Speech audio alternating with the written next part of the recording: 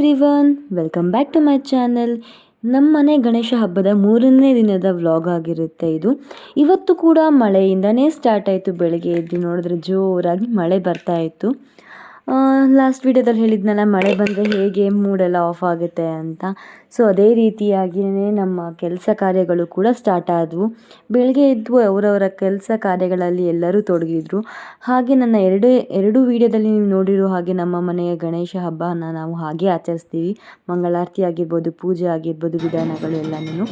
ಹಾಗೆ ನಾನು ನಿಮ್ಮ ಜೊತೆ ಫಸ್ಟ್ ವಿಡಿಯೋ ಅಂದರೆ ಫಸ್ಟ್ ಡೇ ಅಲ್ಲಿ ಗಣೇಶ ಹಬ್ಬದ ದಿನ ನಾನು ಒಂದು ವಿಡಿಯೋನ ಶೇರ್ ಮಾಡ್ಕೊಂಡಿರಲಿಲ್ಲ. ಅದೇನು ಅಂತ ಅಂದರೆ, ನಮ್ಮ ಕುಟುಂಬದಲ್ಲಿ ಅಂದರೆ ಹುಟ್ಟಿರುವಂಥ ಮಕ್ಕಳು 1 ವರ್ಷದೊಳಗಿನ ಮಕ್ಕಳನ್ನು ನಾವು ಈ ಥರ ಗಣೇಶನ ಮುಂದೆ ನಾವು ಜೋಲಿ ಕಟ್ಟಿ ಹಾಕ್ತೀವಿ. ಅದೊಂದು ಹರಕೆ ಅಥವಾ ಒಂದು ಸಂಪ್ರದಾಯನೇ ಅಂತ ಅನ್ಬೋದು. ಈ ಜೋಲಿಯನ್ನು ನಾವು ಗಣೇಶನ ಮುಂದೆ ಮಾಡಿಟ್ಟಿರುವಂತಹ ಪಡಾವಳಿ ಅಂತ ಏನಿರುತ್ತೆ ಅದರಲ್ಲಿ ಈ ಜೋಲಿಯನ್ನು ಕಟ್ತೀವಿ. ಈ ಜೋಲಿಯಲ್ಲಿ ನಾವು ನಮ್ಮ ಮಕ್ಕಳನ್ನು ಹಾಕ್ತೀವಿ. ಅದರಲ್ಲಿ ಒಬ್ಬಳು ನನ್ನ ಮಗಳು ಕೂಡ ಆಗಿದ್ದು, ಹಾಗೆ ಇನ್ನೊಬ್ಬರು ಸಚಿನ್ ಅವರ ಕಸಿನ್ ಅವ್ರ ಮಗ. ಇಬ್ಬರು ಕೂಡ 10 ಮಂತ್ಸ್ ಆಗಿರೋದ್ರಿಂದ ಇಬ್ರಿಗೂ ಕೂಡ ಇದನ್ನು ಹಾಕಬೇಕಿತ್ತು. ಅವನು ತುಂಬಾ ಚೆನ್ನಾಗಿ ಅದರಲ್ಲಿ ಮಲ್ಕೊಂಡಿದ್ದ, ಎಂಜಾಯ್ ಮಾಡ್ತಿದ್ದ. ಅವನಿಗೆ ಜೋಲಿ ಸಿಕ್ಕಿದ್ರೆ ಸಾಕಾಗಿತ್ತು, ಯಾಕಂದರೆ ಅವನಿಗೆ ಜೋಲಿಯಲ್ಲಿ ಮಲಗಿ ರೂಢಿ ಇತ್ತು.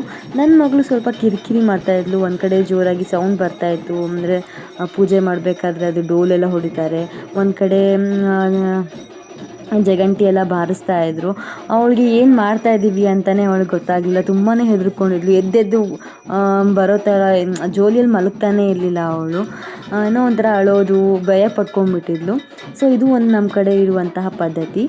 ಯಾರೆಲ್ಲ ಈ ವಿಡಿಯೋ ನೋಡ್ತಾ ಇದ್ದೀರಾ, ನಿಮ್ಮ ಕಡೆ ಕೂಡ ಈ ಥರ ಪದ್ಧತಿ ಇದೆಯಾ ಅಂತ ನನಗೆ ಕಮೆಂಟ್ ಮೂಲಕ ತಿಳಿಸಿ. ಹಾಗೆ ಫಸ್ಟ್ ಟೈಮ್ ಯಾರಾದರೂ ನನ್ನ ಈ ವಿಡಿಯೋ ನೋಡ್ತಾ ಇದ್ದರೆ ಪ್ಲೀಸ್ ಲೈಕ್ ಮಾಡಿ, ಶೇರ್ ಮಾಡಿ, ಸಬ್ಸ್ಕ್ರೈಬ್ ಮಾಡ್ಕೊಳ್ಳಿ. ನಿಮ್ಮ ಸಪೋರ್ಟ್ ನಮಗೆ ಯಾವಾಗಲೂ ಬೇಕಲ್ವಾ. ನಮ್ಮೂರ ಕಡೆ ಇರುವ ಸಂಪ್ರದಾಯ ಪದ್ಧತಿ ಇದೆಲ್ಲ ತುಂಬ ಡಿಫ್ರೆಂಟ್ ಆಗಿದೆ ಕಂಪೇರ್ಡ್ ಟು ಬೇರೆ ಊರು. ನಾನು ಬ್ಯಾಂಗ್ಳೂರಲ್ಲಿ ಈ ಥರ ಸಂಪ್ರದಾಯ ಪದ್ಧತಿ ಈ ಥರ ಆಚರಣೆ ಮಾಡೋದನ್ನ ನಿಜವಾಗ್ಲೂ ನೋಡಿಲ್ಲ. ಎಷ್ಟೊಂದು ಜನ ನನಗೆ ಕಮೆಂಟ್ ಮಾಡಿ ಹೇಳಿದ್ದೀರಾ, ಮೆಸೇಜ್ ಕೂಡ ಮಾಡಿ ಹೇಳಿದ್ದೀರಾ, ತುಂಬಾ ಡಿಫ್ರೆಂಟ್ ಆಗಿದೆ ನಿಮ್ಮ ಪದ್ಧತಿ ಸಂಪ್ರದಾಯಗಳು.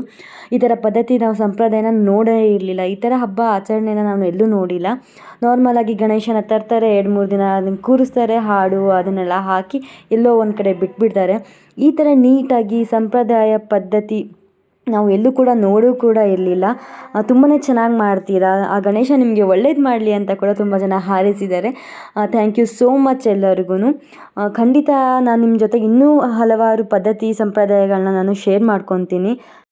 ಥರ್ಡ್ ಡೇ ನಾವು ಪೂಜೆ ಎಲ್ಲ ಮುಗಿಸಿ ಊಟ ಎಲ್ಲ ಮಾಡಿ ಸಂಜೆ ಹೊತ್ತು ಹಳದಿಪುರ ಅಂತ ನಮ್ಮೂರಿಂದ ಅಂದರೆ ಕುಮಟಾದಿಂದ ಸ್ವಲ್ಪನೇ ದೂರದಲ್ಲಿದೆ, ಅಲ್ಲಿ ಇನ್ನೊಬ್ರು ಅತ್ತೆ ಇರ್ತಾರೆ. ಅವ್ರ ಮನೆಗೆ ಹೋಗೋಣ. ಅವ್ರ ಮನೆಯಲ್ಲೂ ಕೂಡ ಗಣೇಶನ ಕೂರಿಸ್ತಾರೆ. ಪ್ರತಿ ವರ್ಷ ಕೂಡ ನಾವು ಅಲ್ಲಿ ಹೋಗಿ ಗಣೇಶನ ನೋಡ್ಕೊಂಡು ಬರ್ತೀವಿ. ಸೊ ಅಲ್ಲಿ ಹೋಗೋಣ ಅಂತ ಎಲ್ಲರೂ ಪ್ಲ್ಯಾನ್ ಮಾಡಿಕೊಂಡು ಅವ್ರ ಮನೆಗೆ ಹೊರಟ್ವಿ.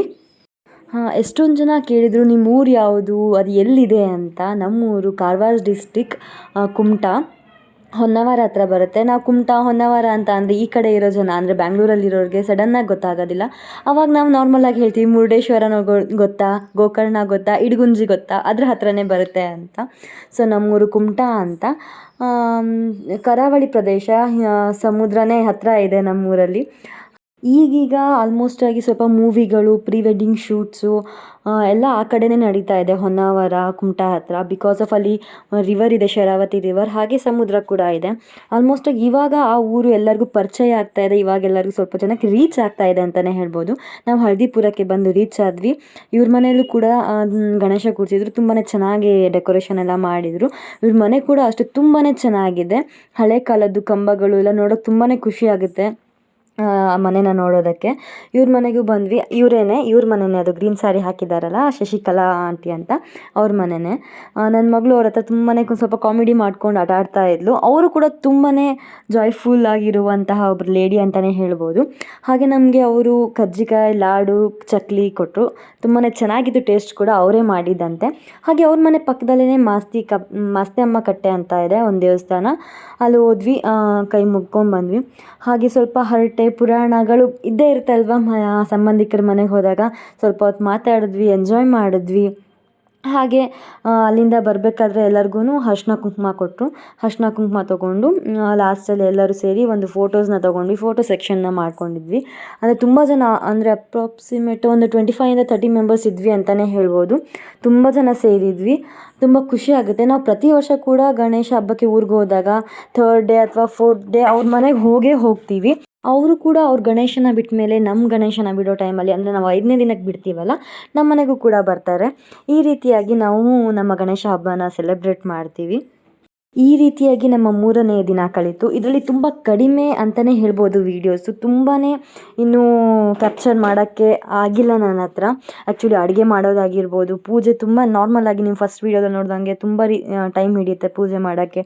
ಅಡುಗೆಯಲ್ಲೂ ಕೂಡ ಅಷ್ಟೇ ವಿವಿಧ ಬಗೆಯ ಅಡುಗೆಗಳು ಕೂಡ ಮಾಡಿರ್ತಾರೆ. ಎಲ್ಲನೂ ನನಗೆ ಕ್ಯಾಪ್ಚರ್ ಮಾಡೋಕ್ಕೆ ತುಂಬಾ ಕಷ್ಟ ಆಯಿತು ಮಗುನ ಇಟ್ಕೊಂಡು. ಯಾಕಂದರೆ ಇವಳು ತುಂಬ ಕಿರಿಕಿರಿ ಮಾಡ್ತಾಯಿದ್ಲು. ಅಲ್ಲಿ ಊರ ಸೈಡಲ್ಲಂತೂ ತುಂಬ ಮಳೆ ಬೀಳ್ತಾ ಇದ್ದರೂ ಕೂಡ ಅಷ್ಟೇ ಸೆಕೆ ಕೂಡ ಇದೆ. ಸೊ ಅವಳನ್ನ ಕಂಟ್ರೋಲ್ ಮಾಡೋದು ತುಂಬಾ ಕಷ್ಟ. ಈ ರೀತಿಯಾಗಿ ನನ್ನ 3rd ಡೇ ಮುಗೀತು. ವಿಡಿಯೋ ಇಷ್ಟ ಆಗಿದ್ರೆ ಪ್ಲೀಸ್ ಲೈಕ್ ಮಾಡಿ, ಶೇರ್ ಮಾಡಿ, ಸಬ್ಸ್ಕ್ರೈಬ್ ಮಾಡ್ಕೊಳ್ಳಿ. Thank you.